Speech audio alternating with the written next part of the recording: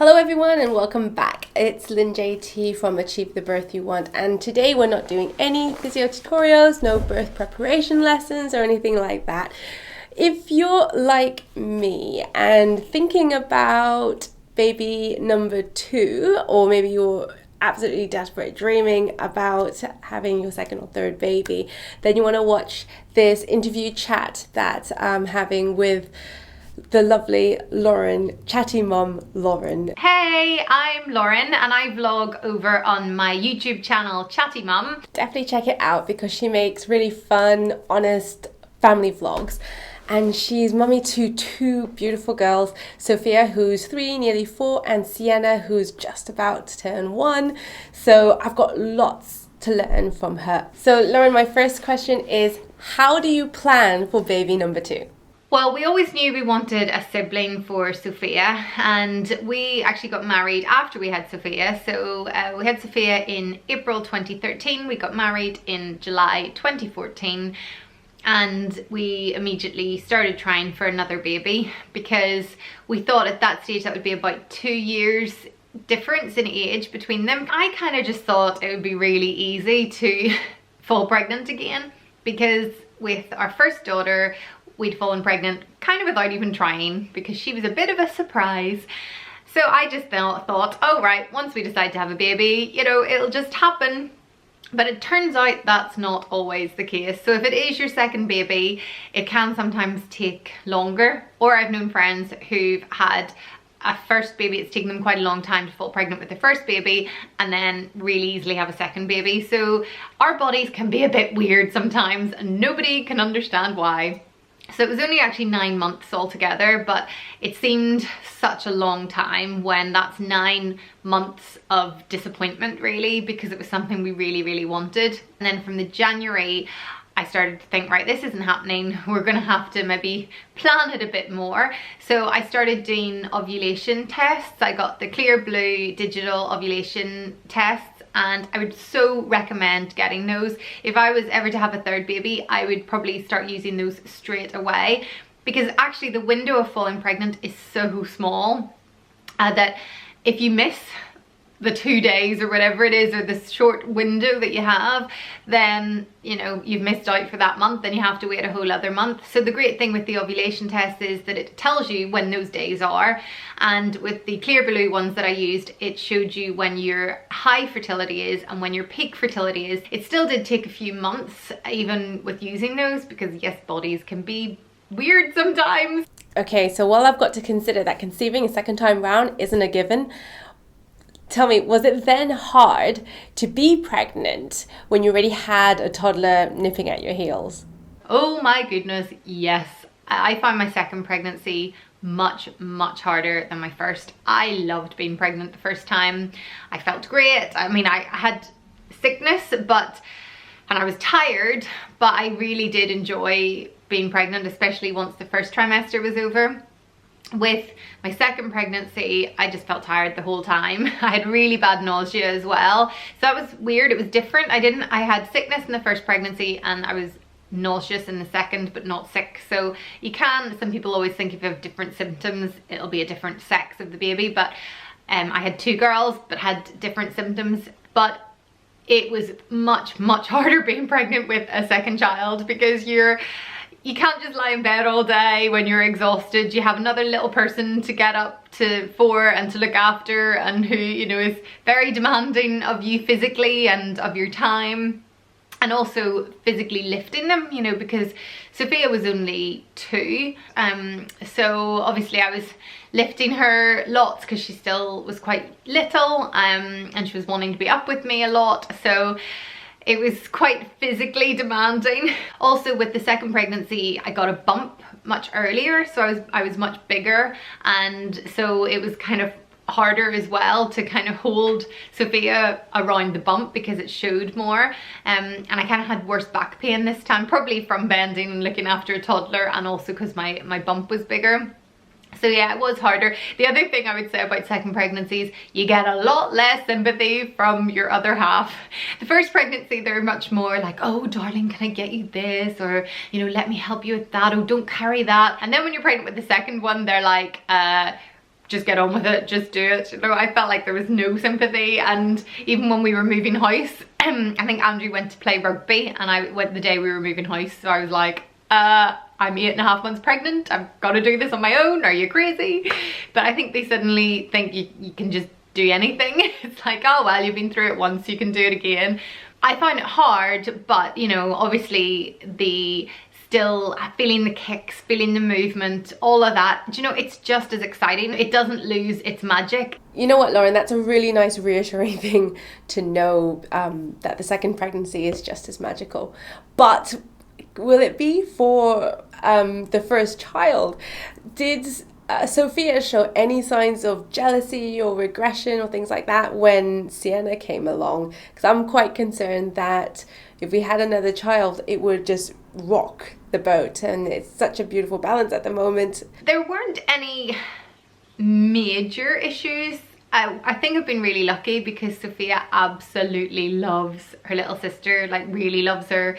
Sometimes a bit too much, or she squeezes her too much and I'm like, okay, that's enough. But generally she really loves her. But the biggest issue we had wasn't, I guess it stemmed from jealousy, but it was something then that Sophia did rather than her doing to her little sister, and that was she started wetting herself. Now Sophia had been potty trained for about 9 months by the time we had Sienna, so she'd been really good. She was generally always dry. I always sent her to preschool just in pants, you know, and she never had any accidents. But about a month after we had Sienna, she started wetting herself, and in fact a couple of times even pooed herself. And it was very unusual because she hadn't done that for 9 months. Apparently it is quite common that it is a reaction to having a new baby, that they want to try and be like a baby themselves. So they, in a way, they see their little sister or their little sibling, whatever sex they are, and they see them having their nappy changed and they start to think, oh, I kind of want to be like a baby again. I want mommy to change my nappy. And she definitely kind of regressed in lots of ways. She wanted to be cuddled more and babied more, and I do understand that because, you know, it used to be just me and her, so she had that all the time, that one-to-one time, and then suddenly there was this other little person who was taking up a lot of my time. So I guess of course it's bound to make them a little bit jealous. In terms of sort of any physical jealousy or, you know, physical attacks because of jealousy, there wasn't anything major, but there was one incident that I remember where I'd just gone into the kitchen. I'd come in from, I'd been out in the car and I had Sienna in the car seat and I'd set it on the sofa. I had to run into the kitchen just to get something, but our kitchen is literally right beside our living room. There's no hallway, so they're just right beside each other. And next thing I hear Sienna scream. I hear a thud and Sienna scream. I run straight into the living room and her car seat is on the floor. Now luckily Sienna was strapped in and the car seat was the right way up. But obviously Sienna was really scared. She was very young at that stage, only a few weeks old, and Sophia had pushed her off the sofa, pushed the car seat off the sofa. So obviously then that was a wee bit of a worry, and I just felt I had to always make sure I didn't leave them on their own. But now it's fine. I mean, Sophia's grown up a lot. She's nearly 4 now and she's really good with her little sister, apart from the fact she keeps trying to lift her and carry her. But yeah, those are the main sort of jealousy issues, but nothing that I found really difficult. And generally they really love each other. It is the cutest thing, the relationship between them. Sienna thinks her big sister's just like the funniest thing in the world and just laughs and laughs at her, and Sophia just constantly cuddles Sienna, and it's very cute and it's lovely to see the bond between them. Oh, you know what, that is the sweetest thing, and I totally get it.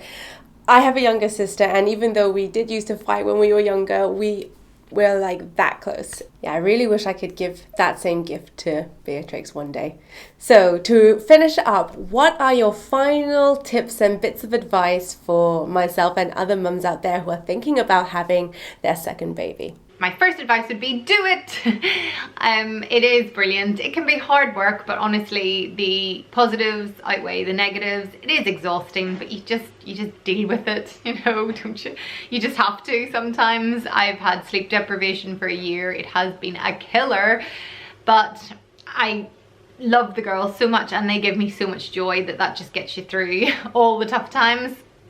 I would say that don't be disheartened if it takes longer to conceive the second child. It did with us. There were no medical reasons for it.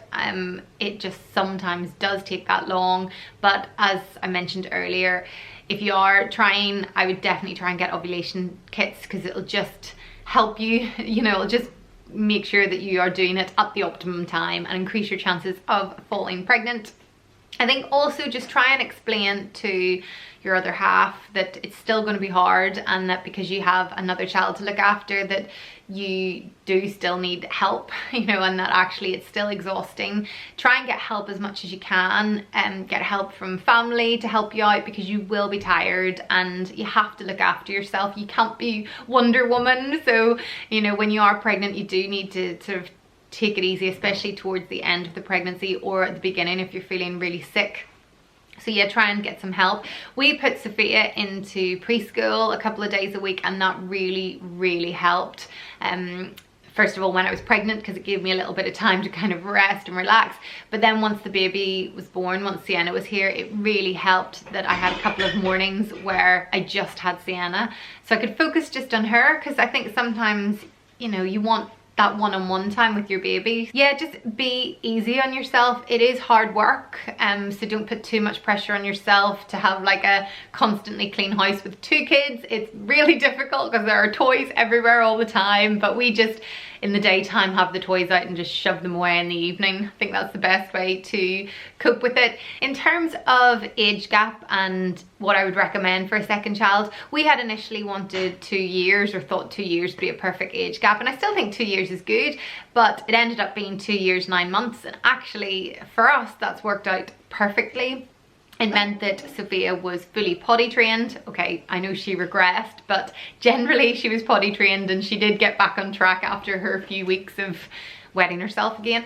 But she was potty trained. She was just a bit older. She was a bit more responsible. She could communicate better and tell me things, so it was much easier. It's good because I didn't have 2 of them in nappies. She was also out of the pram, so I only had, although we do have a double pram, but we've never actually used it because Sophia used to just stand on the back of the pram. And you know, that made things a lot easier. I have friends who've had just a year between their babies, and I know for the first year that is very difficult, because you're trying to bottle feed both, you're trying to do nappy changes with both, you're trying to carry both, and that can be very difficult. But then as they get older, they're close in age, and then maybe that makes things easier. So everything has its pros and cons. So that's just my story about having a second baby. So Lauren's also asked me a bunch of questions on what my approach to getting pregnant is going to be, because yes, that is on the cards this year, and to share some tips on leading a healthy pregnancy. If you want to check them out, then head over to my channel. But thank you, Lynn, for letting me be involved, and I hope everyone enjoyed this video. Okay, bye.